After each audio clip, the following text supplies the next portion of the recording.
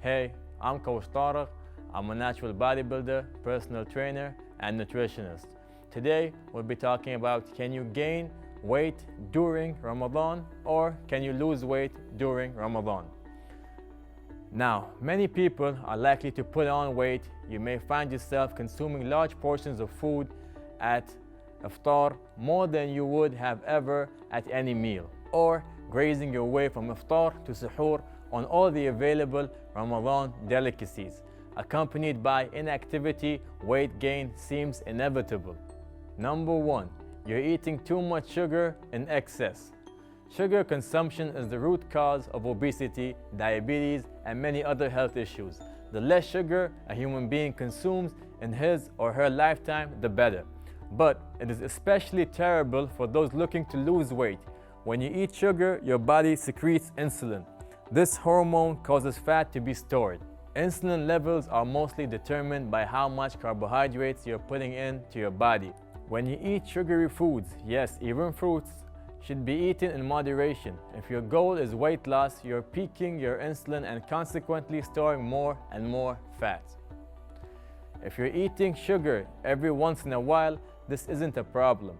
But for those of us who have eaten a standard Western diet, high in sugar, since we're children, our insulin levels are likely out of whack. We become insulin resistant, pre-diabetic, and thus our body must secrete more and more insulin each time we eat sugar and carbohydrates. As a result, we keep getting fatter and fatter. If your goal is fat loss, definitely skip dessert for iftar. Even dates, while being nutrient dense, are high in sugar. So, if your goal is weight loss, limit your intake to 1 or 2 dates when you break your fast. Number 2, you're drinking too much sugar. You may ask, why have a separate point for drinking sugar? Didn't we just cover sugar in the first point? Yes, we did, but I hope to emphasize the fact that sugar is a main culprit in your lack of Ramadan weight loss, and also highlight the fact that sugar consumed in liquid form is the most harmful. The worst way to take in sugar is in liquid form. It is like taking sugar IV straight into the bloodstream. It is absorbed directly into the blood and causes blood sugar levels to skyrocket. Most people know that sodas and other fizzy drinks are bad for you. A single can of Coke contains a whopping 38 grams of sugar, which exceeds the recommended maximum daily allowance if you drink even once or 1 can of soda a day during Ramadan, or half a can for that matter. You can forget about losing any significant weight. Hopefully, this news is not surprising to anyone in 2020. But what a lot of people don't realize is that juices, yes, even freshly squeezed juices and smoothies, usually contain an immense amount of sugar as well.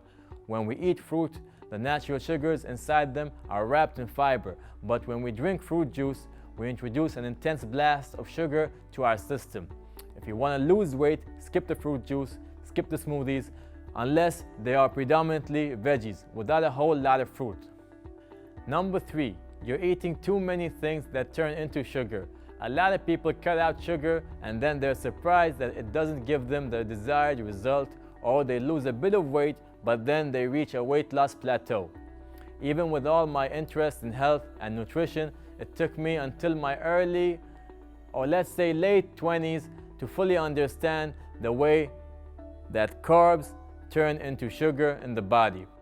Bread, rice, and other carbohydrates are converted into glucose in the body. The liver secretes insulin when you eat them. For some people, this is no problem. For people who are insulin resistant, if you are overweight, this is almost certainly includes you. It wreaks havoc on the body. If your goal is weight loss, you have to cut down on carbs. Number 4, you aren't eating enough probiotic, prebiotic foods. Modern science has confirmed what Hippocrates said 2,000 years ago. All diseases begin in the gut. We now know that there is more bacteria in us and on us than there are human cells in our entire body. There are trillions of microbes in our stomach that help you digest food and protect you from harmful bacteria, fungi, and viruses. These microbes also deeply influence one's propensity to gain weight. Studies have shown that mice with imbalanced gut microbes become obese even when they are fed the same diets with exactly the same caloric intake as mice with healthy gut bacteria. Furthermore, when bacteria from healthy mice is put into the stomach of the obese mice loses weight even when their diet is not changed at all. The field of study on the human microbiome is a hot topic in scientific and medical circles and is expanding rapidly. A lot of this science is still less than a decade old and has not yet been filtered down to common popular knowledge outside the health consciousness circle. But it is important to understand that we are in the middle of a revolution in the field of medicine and nutrition due to recent findings about the human microbiome. So, how does one attain a healthy gut? For starters, the worst thing you can do for your gut is to eat a high sugar, high carbohydrate diet. Are you seeing the trend here? Some of the best foods for a healthy gut are as follows: fresh vegetables, herbs, spices, teas, turmeric, basil, oregano, thyme, green tea, coffee. Now for the probiotic foods: yogurt, caviar, kimchi, sauerkraut, garlic, onions, raw apple cider vinegar, coconut oil, and bone broth. Number 5. You still think fat is bad? Fat does not make you fat. Sugar does. I personally lost 20 plus kilos in a matter of 5 months by cutting sugar, carbs, while eating as much fat as I cared to consume. Two great forms of fat are peanut butter and avocados. Try a spoonful of peanut butter for iftar and for suhoor. It's also a great form of microbiome. Avocados are the perfect suhoor. Egg yolks and all, and meat, especially organ meat, are also good sources of fat and are incredibly nutrient dense. Seeds and nuts are a great source of fat and serve as the perfect snack for the midnight hunger between Taraweeh and Suhoor. Fat is also slow burning, so it keeps you going throughout the day during long fasts. Butter is excellent and delicious. Cut out all the low-fat garbage. These are usually laced with sugar, high fructose corn syrup, or other frank foods, not fit for humans. Consumption: fat is not bad, and it does not make you fat. Sugar does. Number 6. You aren't moving enough. I would recommend moving 15 to 30 minutes before iftar, whether walking, bicycle, or cross trainer, or any other light movement you desire, and perhaps a steady workout of the same some other time of your day to really gain the benefits from your fast this year, being the same amount of time, 15 to 30 minutes. Number 7. You're too stressed out. Stress causes your body to release cortisol, which tells your body to replenish energy even when you haven't expanded very much or burned many calories. And your body keeps pumping cortisol as long as the stress continues. Also, in situations of stress, we aren't likely to reach for broccoli and kale.